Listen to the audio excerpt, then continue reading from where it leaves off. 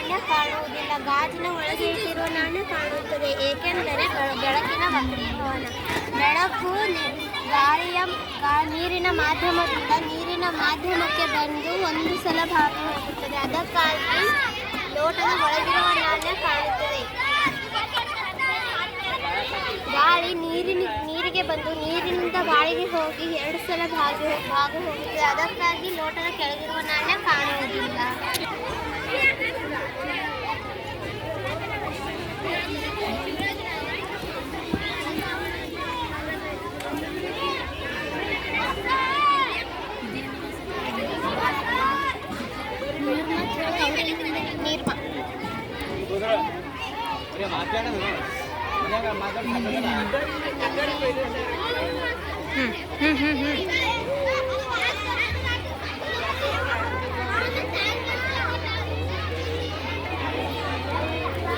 ಅರಿಶಿಣ ಹಾಕಿದಾಗ ಹಳದಿ ಬಣ್ಣ ಆಗುತ್ತದೆ.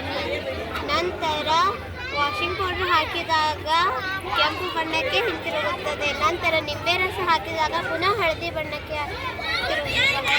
ಹಿಂತಿರುಗುತ್ತದೆ. ಏಕೆಂದರೆ ವಾಷಿಂಗ್ ಪೌಡರ್ ಪ್ರತ್ಯಾಮ್ಲವನ್ನು ಹೊಂದಿರುತ್ತದೆ, ನಿಂಬೆ ರಸ ಆಮ್ಲ ಹೊಂದಿರುತ್ತದೆ.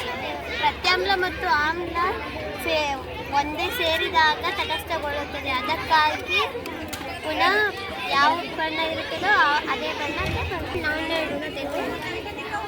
ಕಾರ್ಡಿನ ಮೇಲೆ ಬಲ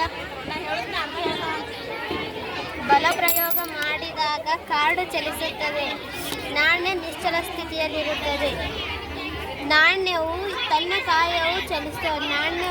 ಕಾರ್ಡಿನ ಮೇಲೆ ನಾವು ಬಲ ಪ್ರಯೋಗ ಮಾಡುತ್ತೇವೆ, ಆದರೆ ನಾವು ನಾಣ್ಯದ ಮೇಲೆ ಬಲ ಪ್ರಯೋಗ ಮಾಡುವುದಿಲ್ಲ. ನಾಣ್ಯವು ನಿಶ್ಚಲ ಸ್ಥಿತಿಯಲ್ಲಿರುತ್ತದೆ.